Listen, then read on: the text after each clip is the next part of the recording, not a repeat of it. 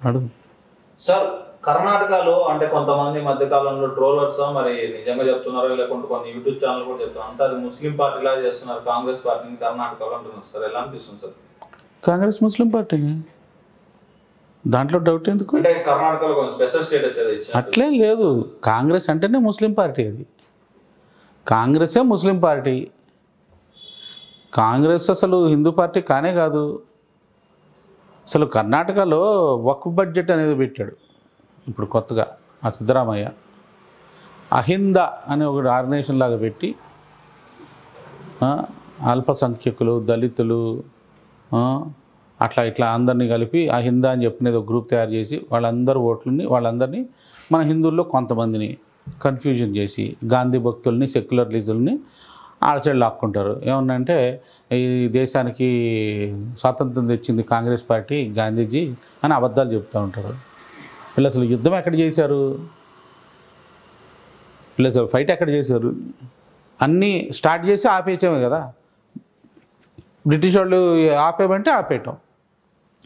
మనకి లీడర్లుగా, మనకి దొంగ లీడర్లుగా తయారవడానికి వీళ్ళని అందరినీ తయారు చేశారు. ఆ దొంగ లీడర్లే ఈ కాంగ్రెస్ పార్టీలో ఉందంతాను.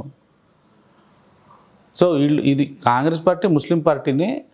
ఇప్పుడు అదొకటే కాదు, ఏ సెక్యులర్ పార్టీ అయినా కూడా అలాగే చేస్తూ ఉంది. మొన్న 2018లో 18 కాదు, మొన్న 23 డిసెంబర్లో ఎలక్షన్స్ ముందు, తెలంగాణ ఎలక్షన్స్ ముందు 2 రోజుల ముందు కేసీఆర్ వచ్చి నేను Muslim only IT special economic zone పెడతానన్నాడు. తెలుసా మీకు ఆ విషయం? కొట్టి చూడండి యూట్యూబ్లో, KCR Muslim IT special economic zone అని కొట్టండి, వస్తాయి అన్నీ. బీజేపీ నేతలు అందరూ ఖండించారు, అది వేరే విషయం. కానీ ఓన్లీ ముస్లిమ్స్ కోసం స్పెషల్ ఐటీ పార్క్ పెడతానన్నాడు. అలాగే ఇప్పుడు కాంగ్రెస్ చేస్తోంది. ఈ సెక్యులర్ పార్టీలు చేసే పనే ఇది. వాళ్ళకి ఎంతసేపు ముస్లిం ఓట్లు కావాలి, వాళ్ళకి అన్నీ దోచిపెట్టాలి వనరులన్నీ, మన హిందూ టెంపుల్స్ నుంచి కొల్లగొట్టుకోవటం. ఇప్పుడు ఒకసారి మన మన్మోహన్ సింగ్ కూడా అదే అన్నాడు కదా, ఈ దేశంలో ఉన్న వనరులన్నీ కూడా అల్పసంఖ్యకులకే వర్తిస్తాయి అన్నాడు, మైనారిటీస్కి వర్తిస్తాయి అంట. ఎందుకంటే వాళ్ళు ఒకప్పుడు పరిపాలించారు కాబట్టి ఇవన్నీ వాళ్ళకే ఇవ్వాలంటాడు మన్మోహన్ సింగ్ లాంటి పర్సన్. ఈ కాంగ్రెస్ లీడర్స్ వాడన్నాడు వీడన్నాడు, ఇవన్నీ ఏముంది, అంత పార్టీనే ముస్లిం పార్టీ. సెక్యులర్ పార్టీ అంటేనే అది యాక్చువల్గా ముస్లిం పార్టీ అన్నట్టు.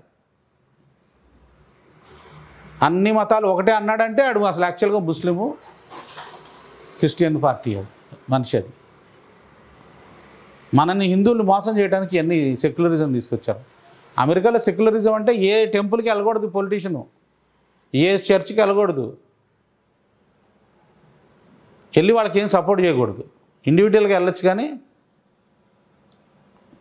₹1 ఏ స్పిరిచువల్ ఇన్స్టిట్యూషన్కి చేయటానికి వీల్లేదు. అట్లా ఉంటుంది. అది సెక్యులరిజం. మన దగ్గర సెక్యులరిజం అంటే ఏంది? ఇండియాలో ముస్లిమ్స్కి, క్రిస్టియన్స్కి, నాన్ హిందూస్ అందరికీ చేయొచ్చు, హిందువులకు మాత్రం చేయడానికి వీల్లేదు. అది ఇండియాలో సెక్యులరిజం. ఈ విషయం మీరు అందరికీ తెలుసుకోవాలి. ఇది కాన్స్టిట్యూషన్లో రాపించాడు నెహ్రూ. ఇండియాలో సెక్యులరిజం అంటే అది ప్రపంచం మొత్తం సెక్యులరిజం వేరు, ఇండియాలో సెక్యులరిజం వేరు.